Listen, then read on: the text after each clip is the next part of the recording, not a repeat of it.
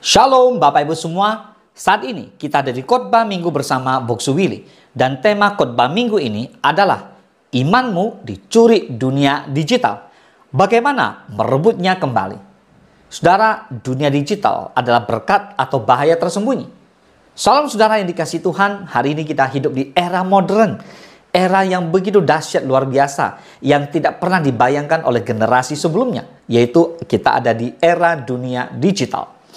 Segala sesuatu bisa diakses dalam hitungan detik. Namun di balik kemudahan ini ada realita pahit.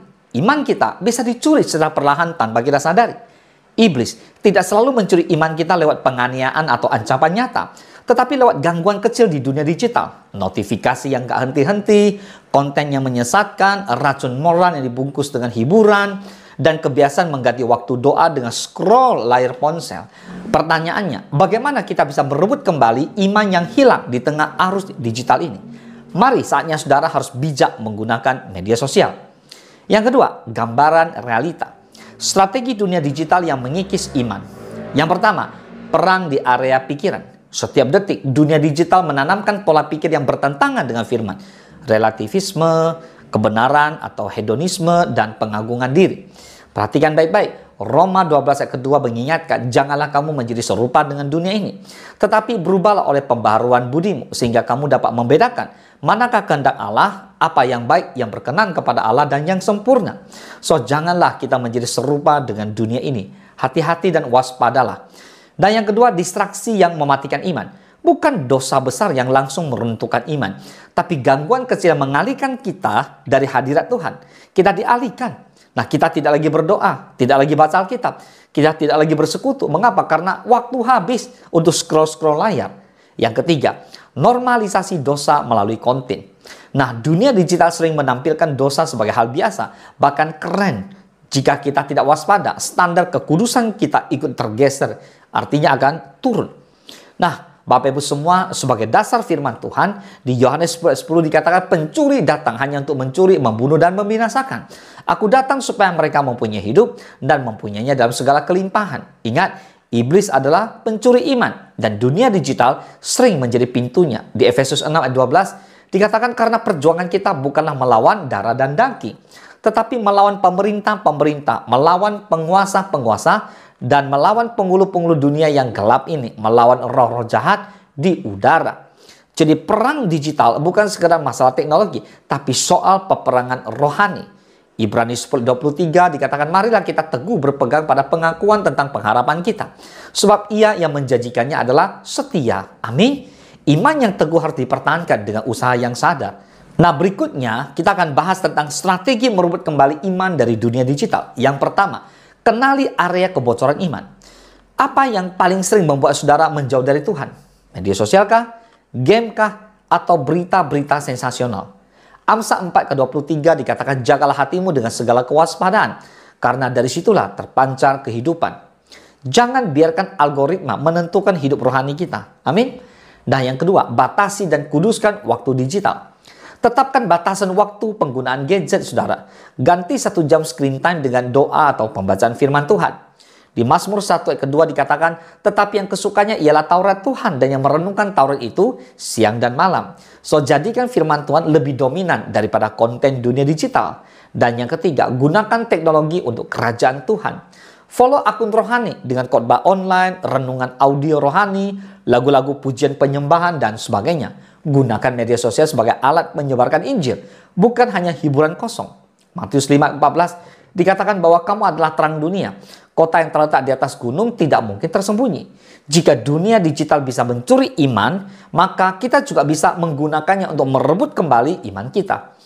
Dan yang keempat adalah bangun komunitas iman yang aktif. Jangan jalani iman sendirian, apalagi di tengah serangan digital. Bergabunglah dengan kelompok doa, komunitas, saling mengingatkan, saling menopang, saling mendoakan. Ibrani 10:25, janganlah kita menjauhkan diri dari pertemuan-pertemuan ibadah kita, seperti dibiasakan oleh beberapa orang, tetapi marilah kita saling menasihati dan semakin giat melakukannya menjelang hari Tuhan yang mendekat. Dan yang kelima, perkuat hubungan pribadi dengan Tuhan. Tidak ada kekuatan digital yang bisa menembus iman yang berakar dalam Kristus. Disiplin doa, penyembahan pribadi, dan puasa digital sesekali akan mengembalikan fokus hati kita kepada Tuhan. Yakobus 4 ayat ke-8 berkata, mendekatlah kepada Allah dan Ia akan mendekat kepadamu. Tahirkanlah tanganmu, hai kamu orang-orang berdosa, dan sucikanlah hatimu, hai kamu yang mendua hati. Amin. Nah, yang terakhir kita akan bahas tentang aplikasi dalam kehidupan hari-hari. Yang pertama adalah matikanlah notifikasi tidak penting selama jam doa dan waktu bersama keluarga.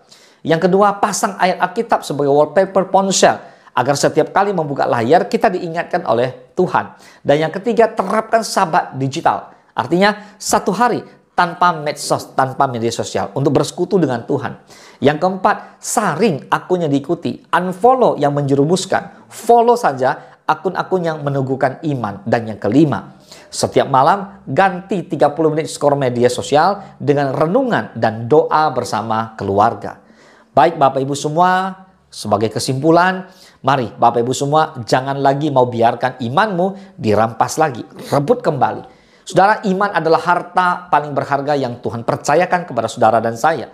Dunia digital adalah pedang bermata dua, bisa membangun iman, bisa juga mencurinya tanpa kita sadar. So hari ini Tuhan memanggil saudara dan saya untuk bangkit dan merebut kembali apa yang hilang. Jangan biarkan iblis menulis ulang iman kita melalui layar ponsel. Yohanes 16 ayat 33 berkata, semuanya itu kukatakan kepadamu supaya kamu beroleh damai sejahtera dalam aku. Dalam dunia kamu menderita penganiayaan, tetapi kuatkanlah hatimu. Aku telah mengalahkan dunia. Amin. Dengan Kristus, kita bukan hanya bertahan, tetapi kita merebut kembali iman dan hidup dalam kemenangan di era digital ini. Yang setuju bersama-sama dengan saya katakan amin. Tuhan Yesus memberkati. Mari kita bersatu dalam doa. Bapa di dalam surga, terima kasih Tuhan. Kami bersyukur boleh mengikuti khotbah minggu ini Tuhan. Dan saat ini kami bersatu di dalam doa. Kami berdoa dalam nama Tuhan Yesus. Tuhan kuatkan dan teguhkan iman kami. Agar kami terus fokus kami hanya tertuju kepada kebenaran firman Tuhan. Bapa, kalau saat ini atau beberapa waktu ini kami boleh mengalami degradasi iman. Atau mengalami penurunan iman. Bahkan iman kami dicuri oleh dunia digital. Malah saat ini kami berdoa di dalam nama Yesus. Kami rabut kembali. Kami berdoa bila Tuhan Allah Roh Kudus penuhi setiap kami yang mengikuti khotbah minggu di Roh Kudus. Penuhi dan urapi setiap kami. Malaikat yang berpasukan memagari kami. Agar kami mau fokus hidup kepada Tuhan. Kami yang mau berwaspada. Agar kami tidak setiap hari main media sosial. Hanya sekedar buka gadget dan scroll layar. Bapak, kami mau gantikan dengan perenungan ayat firman Tuhan. Pujian, penyembahan. Dan berdoa. Bapak, kami berdoa di dalam nama Yesus. Berkati setiap rekan-rekan kami. Agar mereka mulai hari ini hidup sungguh-sungguh kepada kebenaran firman-Mu. Terpujilah nama Tuhan. Hanya di dalam nama Tuhan Yesus. Kami berdoa dan kami mengucap syukur. Haleluya. Mari bersama-sama kita katakan amin. Selamat hari Minggu. Tuhan Yesus memberkati.